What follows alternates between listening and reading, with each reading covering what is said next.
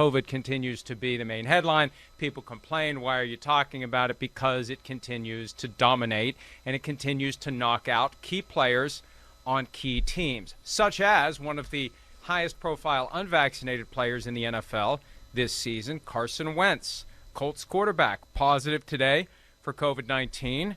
He is unvaccinated, and the positive test means 10 days, unless and until the NFL and the NFL Players Association formally adopt new protocols premised on the new CDC guidelines that reduce the minimum duration to 5 days away from the team. Now, that's 5 days, and you can return if you're asymptomatic, even if you're still positive. So there's a chance that Wentz could be back in time, in theory, for Sunday's game against the Raiders if that change goes through between the league and the union. We'll talk more about that coming up. For now, all we know is a guy that we kind of expected at some point, along with Kirk Cousins, along with Cole Beasley. Beasley had his last week. Cousins may be next.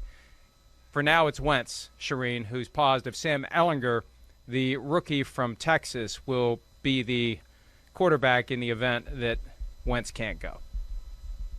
Yeah, and they obviously need Carson Wentz. You don't want to start a rookie who has not had much experience in the NFL. He had that knee injury early and had it in the preseason, and it took him out the early part of the season. So he hasn't even taken that many reps, and Brett Hundley would be his backup if Carson Wentz can't go. But they have a ton of players now on the list, 15, Mike, and a lot of big names still on that list. Darius Leonard, Quentin Nelson, 5 other starters. They have 7 total starters that are on the COVID-19 list, and they certainly need this rule to change so they can get those players back facing a key game against the Raiders. But in particular, you need your quarterback, and when you don't have your starting quarterback, it's awfully hard to win. Well, and, you know, it's a shame that it's happening at such a critical juncture of the season, and maybe the Colts find their way into the playoffs and they find a way to beat the Raiders on Sunday without Carson Wentz. They managed to win on Saturday night in Arizona without Quentin Nelson and a couple other offensive linemen. Mark Lewinsky was positive for COVID. Ryan Kelly was out. Eric Fisher got injured during the game. Darius Leonard was scratched the day of the game, I believe, just a few hours before kickoff. So they found a way to get it done, and maybe they can get it done as long as they have Jonathan Taylor. But even then, they'd have Marlon Mack. I mean, this is a testament to what the Colts have been able to do without some of their key players so far. Maybe they can get it done without Carson Wentz. We will see. But we know they struggled earlier in the year when we had some moments without Wentz, and Wentz has gotten better as the year has gone on. So it would be a big loss for a Colts team that currently sits in the 5 spot in the AFC playoff picture in the way that it is now. And, of course, it'll change. But, my God, the thought of the Bills having to host the Colts in the playoffs again this year to start things off in the wild card round, not good, because the Colts are constructed to go win outdoors, even though they are a dome team. And, you know, the good news, if there is any, and we've mentioned this a few times, and it's worth mentioning it again, as these teams go through these moments with players testing positive and players being unavailable and players then entering the testing holiday and not being subject to being knocked out later, that helps ensure that, for example, a Carson Wentz will be available for the rest of the season. The Colts don't have to worry about him getting stung in the postseason if he goes through it now.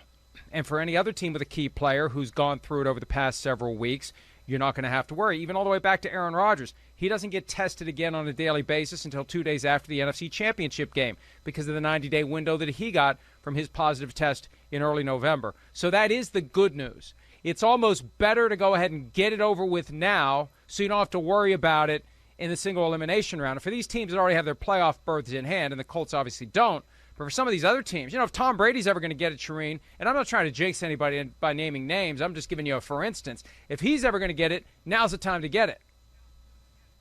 Oh, absolutely. And we've seen it, Mike. It's been unbelievable, the numbers. 106 were put on the list yesterday, all positive tests. And since December 1 this month, and we still got a few days left in this month, 505 cases of COVID, 461 since December 13. Brian Hoyer, Wentz, Mercedes Lewis, Brandon Jones, Preston Williams.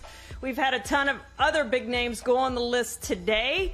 The Lions are out of tight ends. They're signing tight ends off of other teams' practice squads. So, this thing is going to go. But you're right. If you're a playoff team, now's the time to do it, to get it. You don't want it to happen in the postseason. Say it happens a day or two, and you don't even have the 5-day window, a day or two before the wild card round or divisional round or NFC championship, whatever it is. If you lose your quarterback a day or two before that game, you're in big, big trouble. So you would prefer that they get it now if they're going to get it. I know the Bucs have done a great job of preventing guys from, they had a couple go on the list today, and Bruce Arians, but they've done a pretty good job of staying out of the COVID, the big losses from COVID so far, aside from Mike Evans. They've had a few here lately, but Brady hasn't been on there yet, Mike. And the problem for other teams is they have been hit with a rash of COVID positives. The Saints, just 8 days after, they looked as good as they have all year long, especially defensively, shutting out the Buccaneers on Sunday Night Football. It was a hard watch last night as the Dolphins completely devoured a Saints team that had 22 guys on COVID reserve. And I saw Peter King complain about the realities of football that's diminished by all these COVID positives. And he's right. He's right.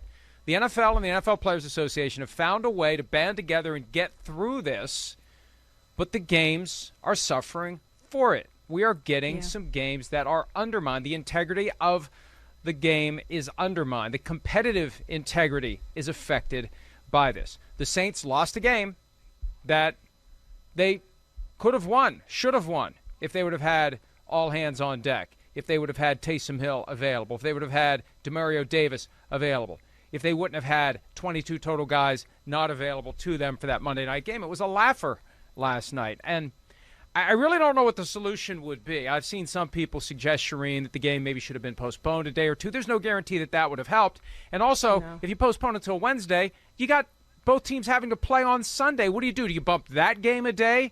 Do you send the Dolphins-Titans game to Monday night? Do you send the Saints game, and I can't remember who they play. I think they're on the road in the division, possibly the Panthers. I may be wrong. There's a good chance I am. Do you move that until Monday night? That's not a good solution either. The only real solution is just start canceling games, because then at least you can go winning percentages, because I'm sure the Saints would much rather, not sure, I'm certain the Saints would much rather play 16 games and have one fewer loss than have 17 games and have that extra loss, because maybe based on winning percentages, they could have gotten in if they'd only played 16 games. But again, there's no good solution, but they are getting the games in. Bad pizza is still pizza, and we got some bad pizza last night. Yes, I still eat bad pizza. I still watched the game, although I was having a hard time staying awake late in the game. Yeah. I stayed up and watched it all because that's what we do. But it's unfortunate, and it's only going to get worse. If you have a playoff game that plays out under circumstances like last night, it's going to be a much bigger deal for the NFL and for the people who invest their time and money following the sport, Shireen. No question. Yeah, no question, Mike. And you didn't mention the one reason why they haven't canceled game, and that is the almighty dollar. Players don't get paid.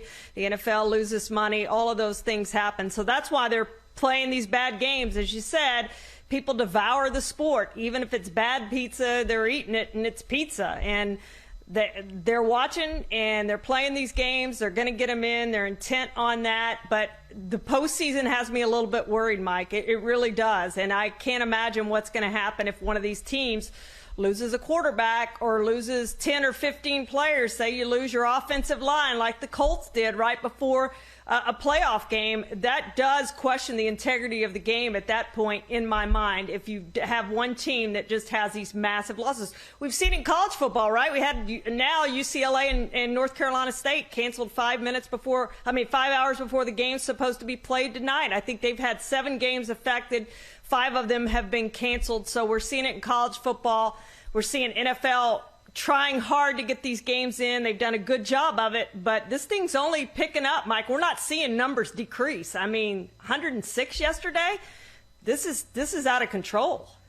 Well, this is the front end of the post-holiday surge that we expect, and they got rid of all the protocols basically 10 days ago, just in time for Christmas, just in time for New Year's. I think we need to worry about another uptick next week. And as I said yesterday, and I've said it multiple times the past few days, with so many of the guys who are testing positive now testing positive because they showed symptoms and they were flagged to be tested, that means there's plenty of guys that are asymptomatic that are positive, that it is washing through these teams, especially the teams that have the major issues. And if you're ever going to do it, you may as well do it now, because once it's through and you've got de facto herd immunity, you don't have to worry about it moving forward, at least until next year. The NFL and the NFLPA are going to have a problem here next year. For now, the problem is, and the challenge is, get through the season.